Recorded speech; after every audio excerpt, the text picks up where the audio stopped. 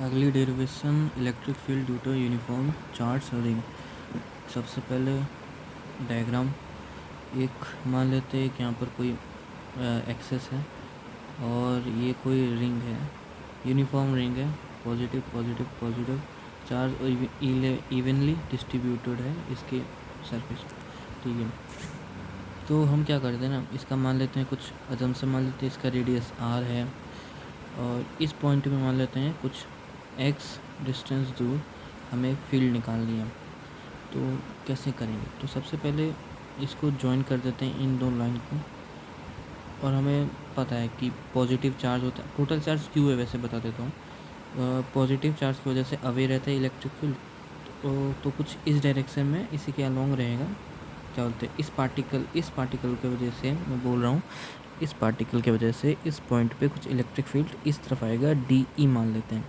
इसके वजह से भी कुछ आएगा, इधर आएगा, इसके वजह से भी कुछ आएगा, इधर आएगा। मैं ड्रॉ नहीं कर रहा हूँ नहीं तो डायग्राम ख़राब हो जाएगा। ये एंगल मान लेते हैं थीटा, तो ये भी क्या हो जाएगा थीटा, वर्टिकली अपोजिट एंगल्स। और ये जो टोटल डिस्टेंस है ये मान लेते हैं स्मॉल आर। तो कुछ बेसिक चीज़, स्मॉल आर क्या होता है, अंडर रूट ऑफ इसका स्क्वायर प्लस इसका स्क्वायर, पाइथागोरस। और क्या बोलते हैं, कॉस थीटा लिखते हैं। कॉस थीटा क्या हो जाएगा, दिस बाय दिस, यानी एक्स अपॉन ये आर, ये हो जाएगा कॉस थीटा। अब डी के हमको मैं रेड पेन से करता हूँ। डी के दो कंपोनेंट हो गए, एक इस तरफ होंगे डी ई कॉस थीटा और एक इस तरफ होगा डी ई साइन थीटा। अब कौन सा कंपोनेंट, डी कॉस थीटा या साइन थीटा। देखा जाए कि यहाँ से भी कोई पार्टिकल होगा, इसके वजह से भी यहाँ पर आएगा कोई कंपोनेंट, और ये एंगल भी अगर थीटा मान लेते हैं सेम सिमेट्री के हिसाब से, तो इसका भी इधर कॉस थीटा आएगा और इसका भी कॉस थीटा आएगा, मतलब इधर साइन थीटा आएगा। तो ओवर क्या होगा, साइन थीटा कैंसिल हो जाएंगे, जिसकी वजह से हमें कॉस थीटा कंपोनेंट ही लेना पड़ेगा। तो पेन चेंज, तो हमें डी ई कॉस थीटा लिखना है। तो पहले डी ई लिखते हैं, इस पॉइंट पे इसके इस छोटे से मतलब डी क्यू चार्ज है की वजह से इलेक्ट्रिक फील्ड क्या होगा, के क्यू बाई आर स्क्वायर क्या होता है, एक्स स्क्वायर प्लस है ना, ये ना आर स्क्वायर क्या होता है, इसको इसका स्क्वायर करेंगे तो R square plus x square आएगा, R square plus x square. अब क्या करते हैं बस, लेकिन ये जो इलेक्ट्रिक फील्ड आया है इसका हमें कॉस थीटा का कंपोनेंट लेना पड़ेगा, तो हम लिख देते हैं कॉस थीटा। अब बस इंटीग्रेट कर देते हैं, लेकिन इंटीग्रेट करने से पहले कुछ कॉस थीटा का वैल्यू डाल देते हैं ताकि थोड़ा सिंप्लीफाई हो जाए।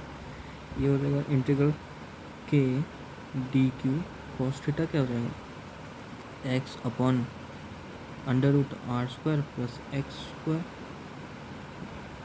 Are square plus x square into x upon under root of r square plus x square, ये हो जाएगा।